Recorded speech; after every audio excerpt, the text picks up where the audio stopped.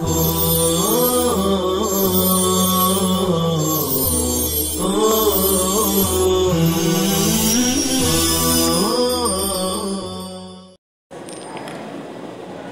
اللہ الرحمن الرحیم الحمد للہ رب العالمین والصلاة والسلام علی سید الانبیاء والمرسلین وآلہ وصحبہ اجمعین وصلی اللہ علی النبی الکریم. قال صاحب الوقایہ والنفاس دم یعقب الولد ولا حد لأقلہ واکثرہ 40 یوما خلافا للشافعی رحمہ اللہ تعالی اذ اکثرہ 60 یوما عنده وهو لأم التوأمین من الاول خلافا لمحمد رحمہ اللہ. التوأمان ولدان من بطن واحد لا يكون بين ولادتهما اقل مدة الحمل هو 6 اشهر وانقضاء العدة من الاخر اجماعا وسقط سقط سقط يرى بعض خلقه ولد سقط مبتدأ يرى صفته وولد خبره فتصير هي به نفساء.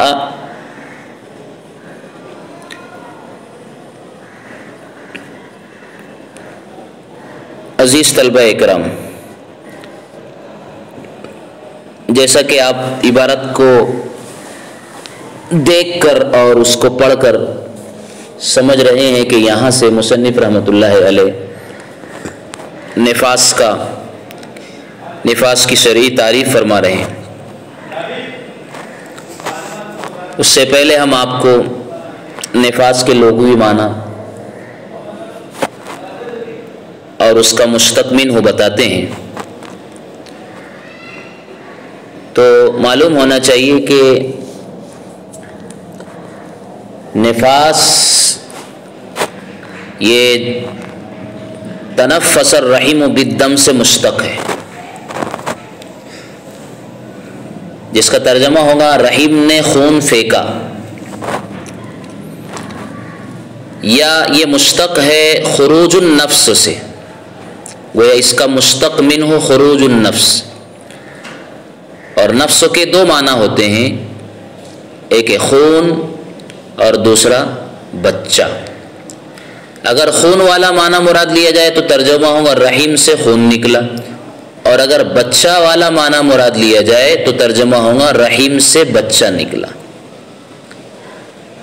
بہرحال نفاس اس خون کو کہتے ہیں جو بچہ پیدا ہونے کے بعد رحیم سے نکلے. یہی شرعی تعریف یہاں صاحب وقایہ نے بیان فرمائی، النفاس دم یعقب الولد، کہ نفاس اس خون کو کہا جاتا ہے جو بچے کے بعد آئے. یعقب الولد، عقب کے معنی پیچھے کے آتے ہیں، عقیب کے معنی بعد میں آنے کے آتے ہیں.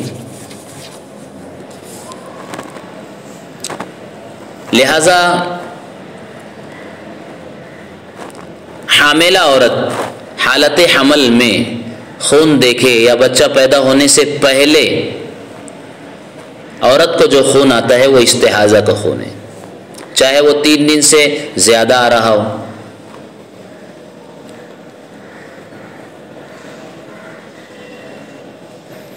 کیونکہ نفاس اس خون کو کہتے ہیں جو بچہ پیدا ہونے کے بعد، اور یہ بچہ پیدا ہونے سے پہلے ہے. اور اسے حیض اس لیے نہیں کہہ سکتے ہیں کہ وہ حیض تو خالی رحم سے نکلتا ہے اور یہاں رحم بچے سے بھرا ہوا ہے. دوسری تحقیقی بات آپ یہ بھی سمجھ سکتے ہیں کہ حیض کی جھلیاں کٹ کٹ کر گرتی ہے تو حیض ہوتا ہے، اور بچے کی حالت میں بچے کا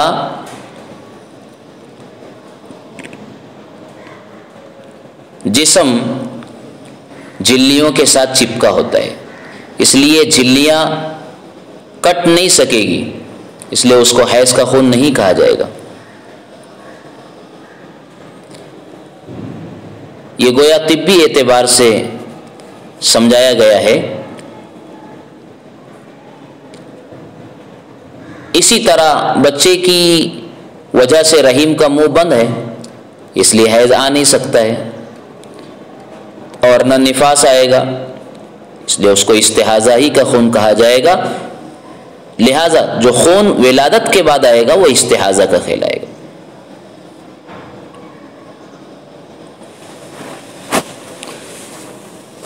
دم استحاضہ کے مزید مسائل کو آگے بیان فرمانے سے پہلے صاحب وقایہ نے فرمایا کہ دم نفاس کے مزید مسائل کو بیان کرنے سے پہلے یوں بیان فرمایا کہ اس کی اقل مدت کی تو کوئی حد نہیں ہے، کم سے کم طہارت کی حالت وہ کتنی ہوگی اس کی کوئی حد نہیں ہے، وہ چند منٹوں بھی ہو سکتی ہے۔ چنانچہ حدیث پاک میں اس کی دلیل موجود ہے۔ عن انس رضی اللہ تعالی عنہ قال قال رسول اللہ صلی اللہ علیہ وسلم وقت النفاس 40 یوما الا ان ترى الطہر قبل ذلك۔ اب حدیث پر غور کیجئے، الا ان ترى الطہر قبل ذلك سے معلوم ہوا کہ 40 دن سے پہلے خون بند ہو جائے تو چاہے چند گھنٹے کے بعد خون بند ہو جائے عورت پاک ہو جائے گی۔ اسی طرح ایک روایت اور ہے، عن عبداللہ ابن عمرو قال قال رسول اللہ صلی اللہ علیہ وسلم تنتظر النفساء 40 لیلۃ فإن رأت الطہر قبل ذلك فهي طاہر وإن جاوزت 40 فهي بمنزلة المستحاضة تغتسل وتصلي فإن غلبها الدم توزعت لكل صلاة۔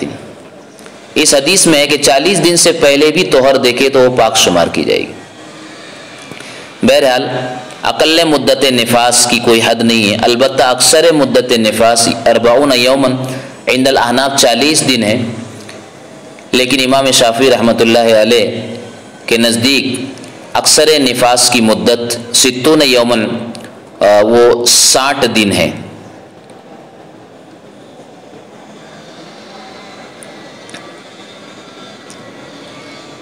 البتہ حدیث پاک میں جیسا کہ ابھی بتایا گیا 2 حدیثوں کے حوالے سے 40 دن مدت نفاس بتائی گئی ہے۔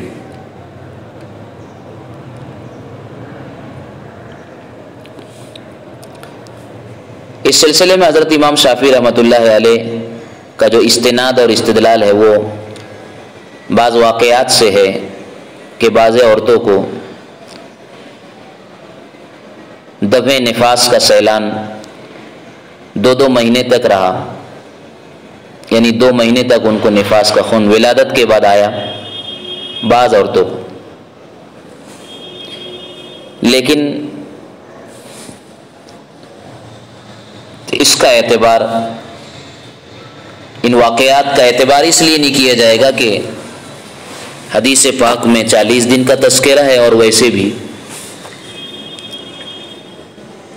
طباع مختلف ہوتی ہے، تو کسی کے ساتھ اگر اس کی طبیعت کے اعتبار سے اگر زائد مدت دم نفاس آتا ہے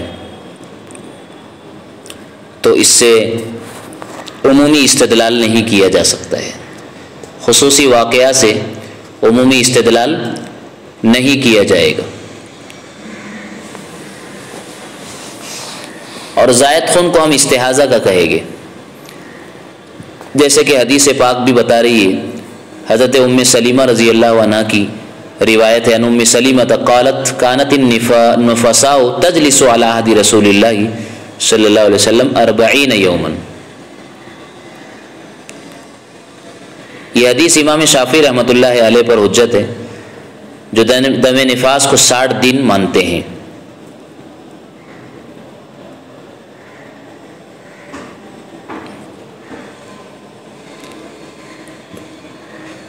امام شافعی رحمۃ اللہ علیہ کا یہ قول ضعیف ہے کہ 60 دن تک بھی خون آئے تو نفاس ہوگا،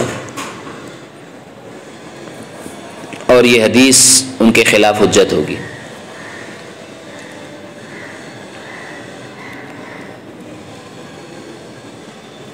ان کے پاس ایک اثر ہے جس سے وہ استدلال کرتے ہیں. قال الشعبی رحمہ اللہ تنتظر کاقصی ما ينتظر قال حسبته قال شهرين. اس اثر میں گویا ہے کہ 60 دن بھی عورت نفاس والی رہ سکتی ہے.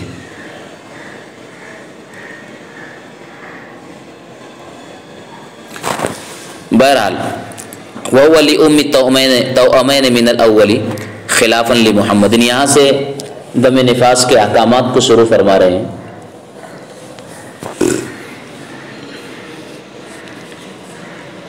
کہ دم نفاس ام توأمین کا کب سے مانا جائے گا.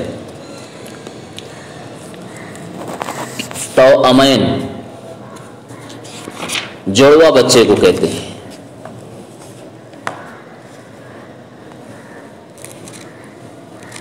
ایک بطن سے پیدا ہونے والے دو بچے. آگے شارح وقایہ نے اس کی اصطلاحی تعریف کرتے ہوئے فرمایا التوأمان ولدان من بطن واحد. توأمان ایسے دو بچے کو کہتے ہیں جو ایک بطن سے پیدا ہو. لا یکون بین ولادتہما اقل مدت الحمل کہ دونوں کی ولادت کے درمیان 6 ماہ سے کم کا عرصہ ہو. 6 ماہ سے کم کا عرصہ ہو. 6 ماہ کا عرصہ نہ ہو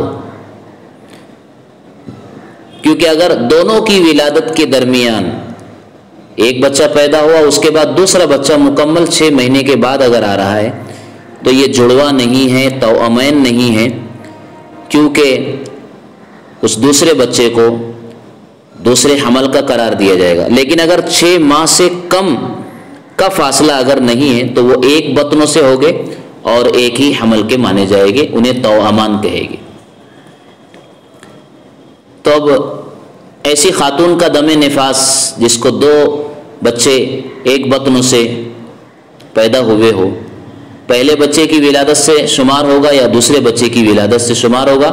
اس سلسلے میں شیخین کے نزدیک دم نفاس کا اعتبار پہلے بچے کی ولادت سے ہوگا اور امام محمد رحمۃ اللہ علیہ کے نزدیک دوسرے بچے کی ولادت کے بعد سے ہوگا. امام محمد رحمۃ اللہ علیہ کی وضاحت یہ ہے کہ دوسرے بچے کی ولادت سے پہلے تو وہ حاملہ ہے, کیونکہ ایک بچہ ابھی دوسرے بچے کی ولادت سے پہلے تو وہ حاملہ ہے, یعنی ایک بچہ آیا تو ابھی ایک بچہ اس کے بطنوں میں موجود ہے تو وہ حاملہ ہے, لہذا اس سے نفاس نہیں کہا جائے گا. چنانچہ جب دوسرا بچہ پیدا ہو جائے گا تو اب جو ہے دم نفاس کا اعتبار ہوگا. شیخین یہ کہتے ہیں جواب میں کہ جب اس نے پہلا بچہ جنا اور پیدا کیا تو رحم کا منہ کھل گیا اور خون جاری ہو گیا, لہذا رحم سے آنے والا خون ہی نفاس کا کہلاتا ہے.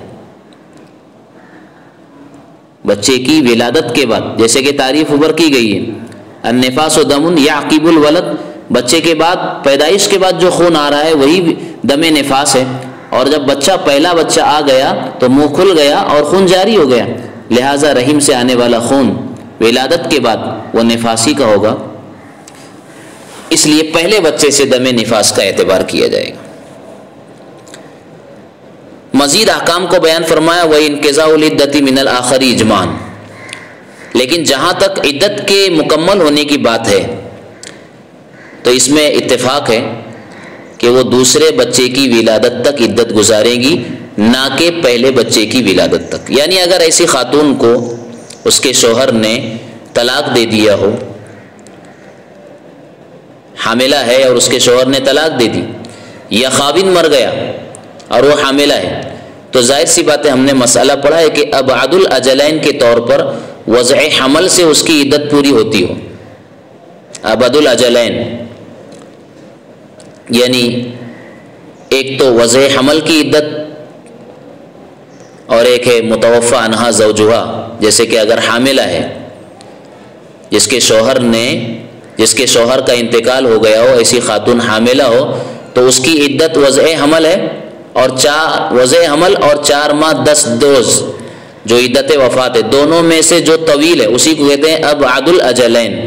جو طویل ہو وہی اس کی عدت ہے. تو اگر وضع حمل کی صورت طے پائے تو اس صورت میں دوسرے بچے کی ولادت سے پہلے وہ حاملہ ہے، لہذا پہلے بچے کی ڈیلیوری اور ولادت پر عدت ختم نہیں ہوگی، دوسرے بچے کی ولادت پر اس کی عدت کو مکمل مانا جائے گا، کیونکہ وضع حمل کو جب اس کی عدت قرار دیا گیا ہے تو دوسرے بچے کی ولادت تک وہ حاملہ ہے، لہذا وضع حمل دوسرے بچے کا بھی ہو جائے تب اس کی عدت مکمل ہوگی۔ اسی کو کہا انقضاء العدت من الآخر اجماعاً، اس میں اتفاق ہے کہ عدت کی تکمیل دوسرے بچے کے پیدا ہونے سے ہوگی بالاتفاق۔ ایک مزید بات بیان فرمائی کہ اگر ایسی خاتون کو،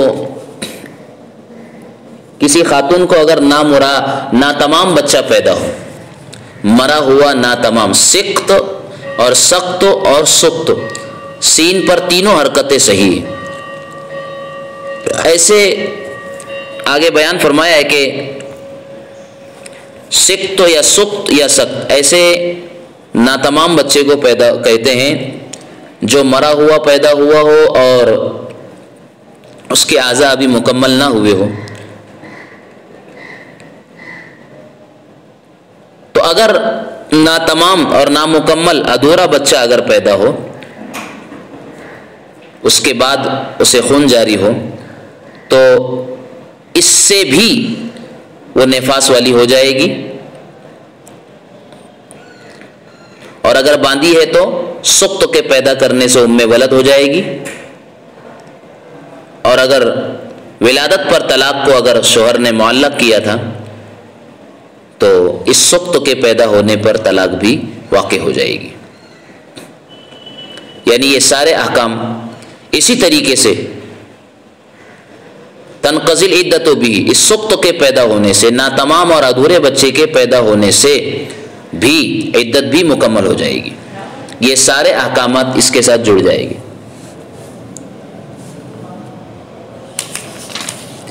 یعنی جتنے احکام ایک مکمل بچے کے پیدا ہونے سے لاگو ہوتے ہیں اور نافذ ہوتے ہیں، وہ سارے احکام اس سقط ناتمام مردہ بچے کے پیدا ہونے پر بھی لاگو ہوں گے اور درست ہوں گے۔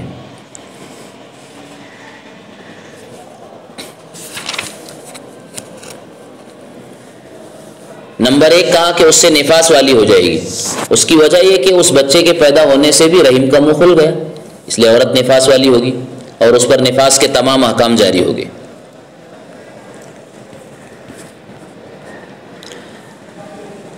اور اگر باندھی تھی اور آقا سے سقط پیدا ہوا تو باندھی ام ولد بن جائے گی، جس طرح پورا بچہ پیدا ہونے سے ام ولد بن جاتی ہے۔ جیسا کہ آپ جانتے ہیں ام ولد اس باندھی کو کہتے ہیں جس سے آقا نے وطی کی ہو اور اس کے وطی کے نتیجے میں اسے بچہ پیدا ہو جائے تو یہ ام ولد بن جاتی ہے، بشرطے کہ آقا دعویٰ کرے کہ یہ بچہ اس کا ہے۔ اب اس کا حکم یہ ہے کہ آقا کے انتقال کے بعد وہ آزاد ہو جائے گی، اور اگر سقط پیدا کیا، ناتمام بچہ پیدا کیا، تو آقا کے دعویٰ کرنے سے وہ ام ولد ہو جائے گی۔ اسی طرح ایک اور حکم بیان کیا کہ اگر حمل کی حالت میں طلاق ہوئی تھی اور وضع حمل اس کی عدت تھی تو سقط پیدا ہونے سے عدت گزر جائے گی، کیونکہ یہ سب مکمل نفاس والی عورتیں ہیں۔ اسی کو بیان فرمایا وَهُوَ لِأُمِّ التَّوْأَمَيْنِ مِنَ الْأَوَّلِ خِلَافًا لِمُحَمَّدٍ التوأمان ولدان من بطن واحد لا يكون بين ولادتهما اقل مدة الحمل هو 6 اشهر وانقضاء العدة، یہ سب ہو گیا۔ وسقط يرى بعض خلقه، اور